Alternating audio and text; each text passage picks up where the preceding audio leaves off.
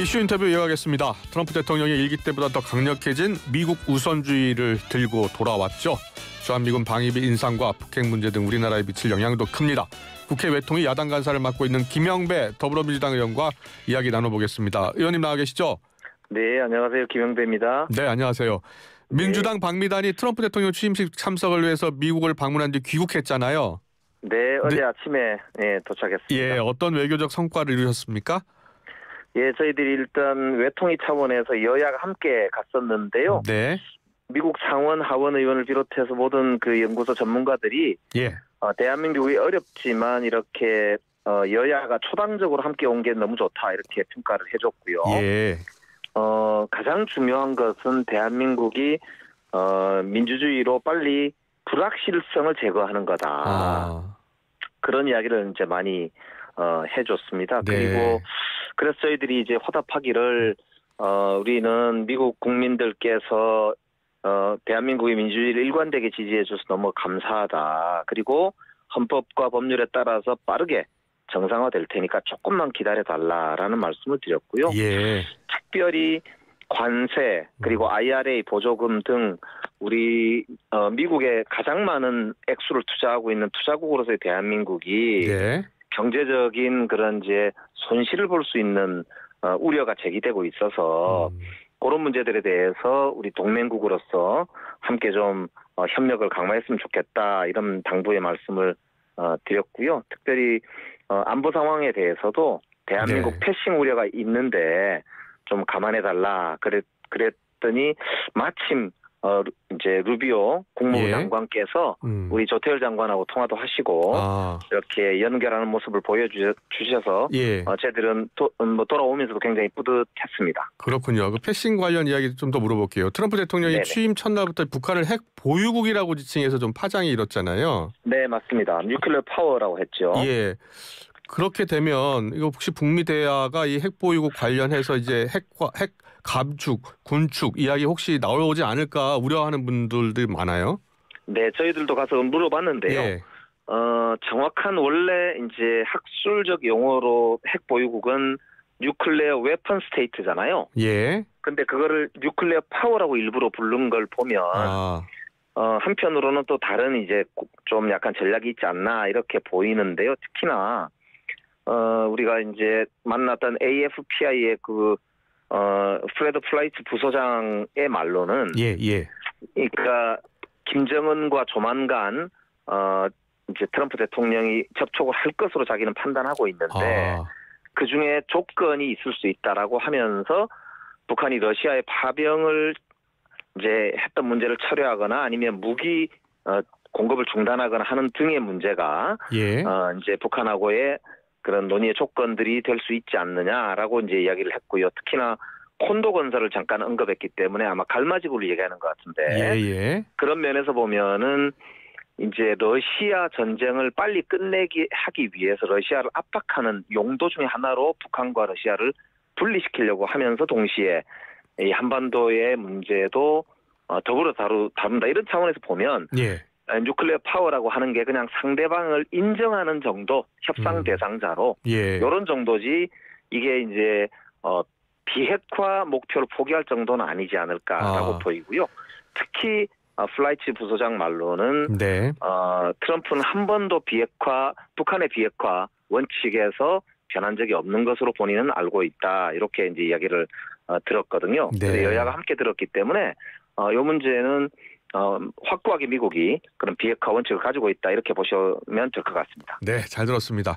그리고 트럼프 대통령이 조만간 방위비 인상 청구서를 내밀 것으로 보인다라는 뉴스가 계속 나오고 있어서 걱정이 되거든요. 네네. 그래서 아무래도 저희들도 가서 이제 물어본 것 중에 하나가 방위비 이제 관련해서 유세 과정에서 10배를 올려달라는 이야기가 있었다.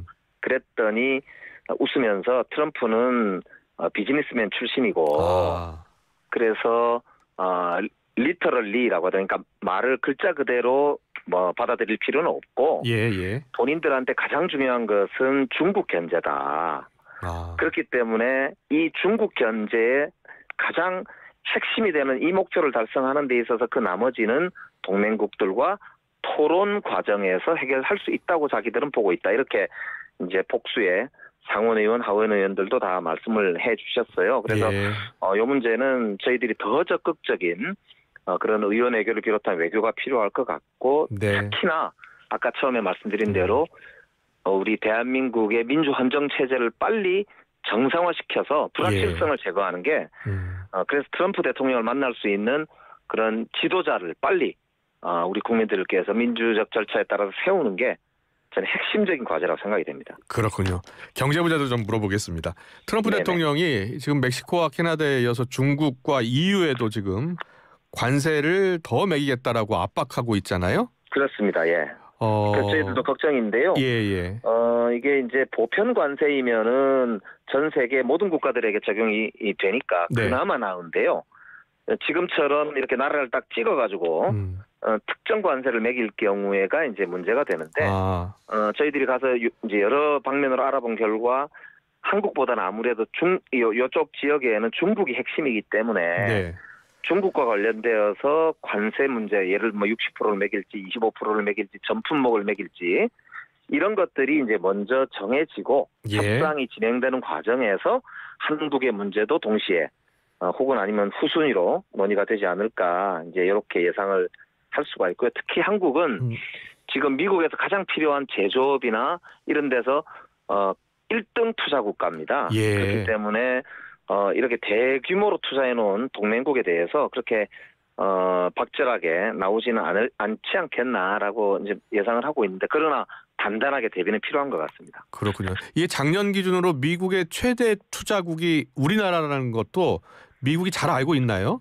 맞습니다. 미국 의원들도 굉장히 놀라워하면서도 그거를 잘 알고 있고요. 특히나 이제 우리가 많이 투자해 놓은 지역들이 대부분 공화당 우세 지역입니다. 그렇군요. 현대자동차가 있는 조지아라든지요, 삼성이 들어가 있는 텍사스라든지, 인디아나 뭐 등등등 주요 이제 우리 공장들이 있는 지역들이 대부분 하원 의원, 상원 의원이 공화당이고 주지사도 대부분 공화당입니다. 그렇기 때문에 트럼프 대통령도 함부로 그렇게 우리 기업들에게 직접적인 피해를 많이 주는 결정을 하기는 어려울 것으로 보고 저희들도 그 의원들에 대한 집중적인 그런 이제 의원 외교를 할 앞으로 예정입니다. 네.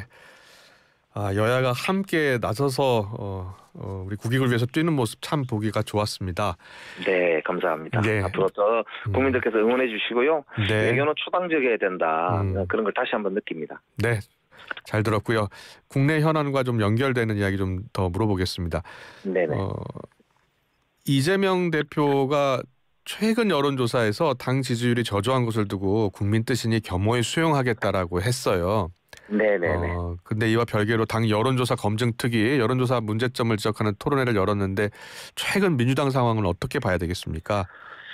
지금 사실 저희들이 이제 더 책임 있게 겸손하게 해야 되겠다는 그런 이제 내부의 분위기가 있습니다. 그래서 그게 이제 대표도 실용주의를 더 강조하고 민생을 더 챙기는 정당으로 책임을 지는 정당으로 그렇게 국민들께 비춰야 된다. 그리고 실제로 우리도 그렇게 변해야 된다. 이런 이제 결심을 하신 걸로 보면 되고요. 다만 이제 아까 말씀드린 대로 실제로 제가 봐도 여론조사가 조금 미심쩍은 부분이 없는 건 아니어서 뭐 그런 부분에 대한 사실 여론조작 이런 게 있으면 안 되지 않습니까? 그러니까 이제 그런 차원에서 이제 대응을 이제 하는 거라고 보시면 되고요. 지금부터는 우리가 정말로 탈이념, 탈진영의 현실적 실용주의를 이제 부르짖은 어제 이재명 대표 기자회견이 앞으로 우리 민주당의 그런 이제 탑 슬로건이자 깃발이 된다. 이제 그렇게 보시면 무리가 없을 것 같습니다. 네, 알겠습니다. 잘 들었고요. 이재명 대표 선거법 사건 항소심 선고가 이르면 3월 중 나올 것이라는 전망이 나오고 있어요. 네, 저희들도 그걸 보면서 좀 뭐 긴장도 되고 그렇던데요.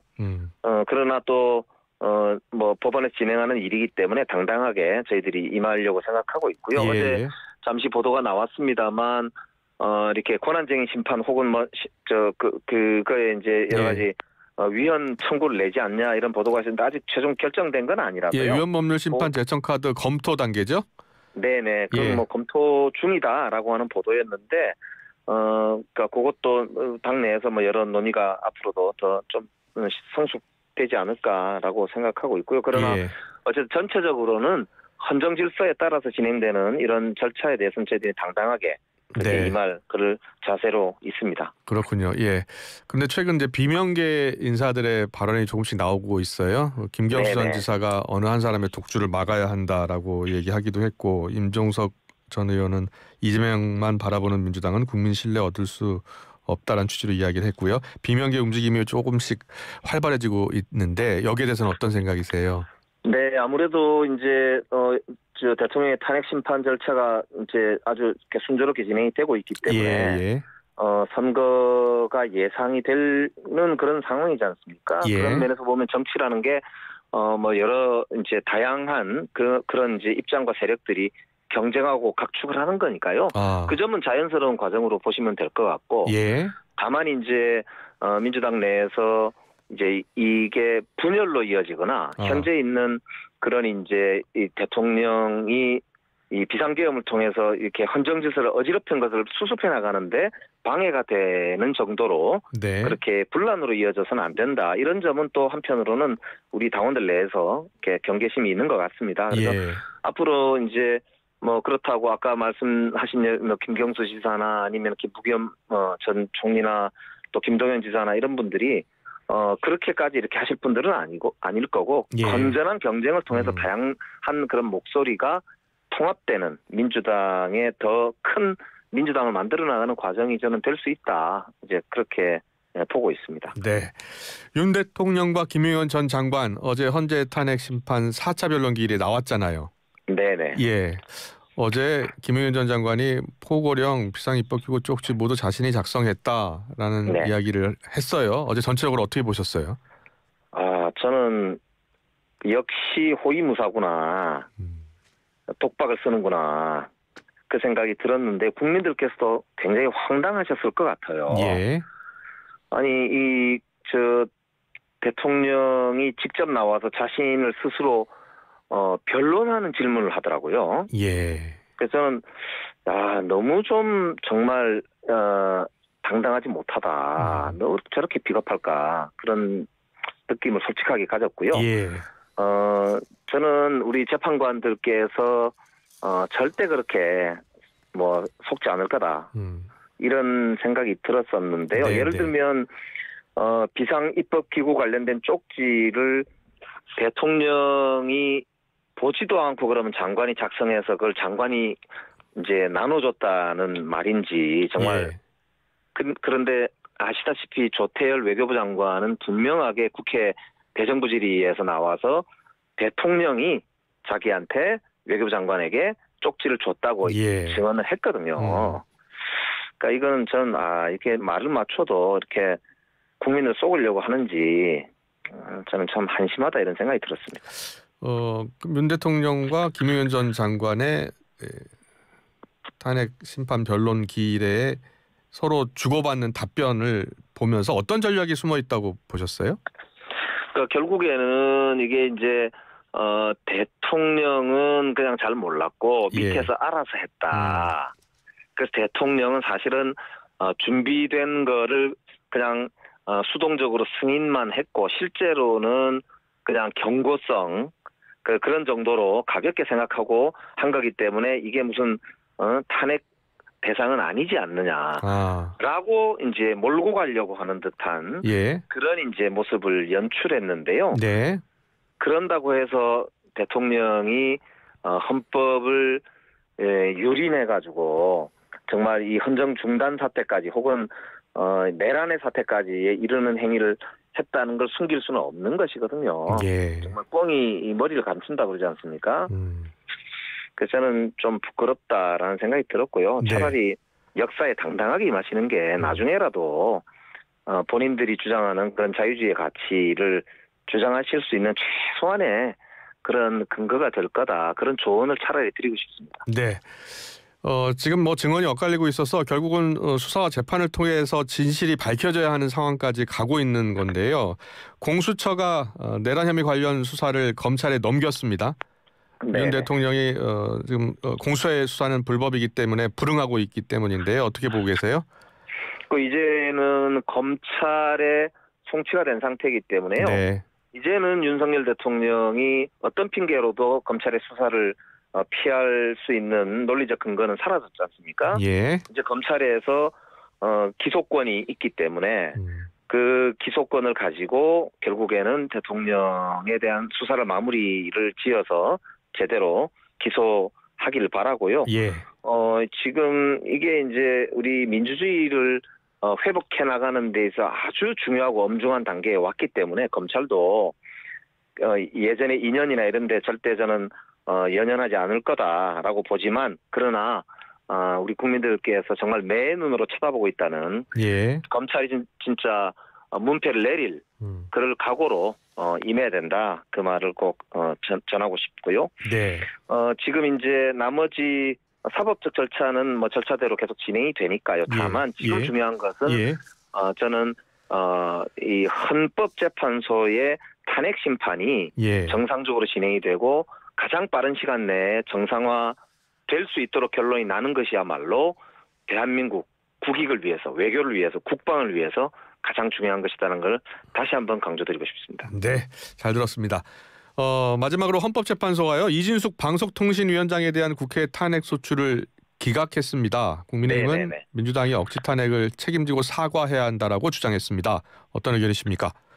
네, 안타깝게도 재판관 의견이 4대4로 나눠진 것인데요. 이게 이진숙 방통위원장이 정당하다는 걸 뜻하는 건 아니고요.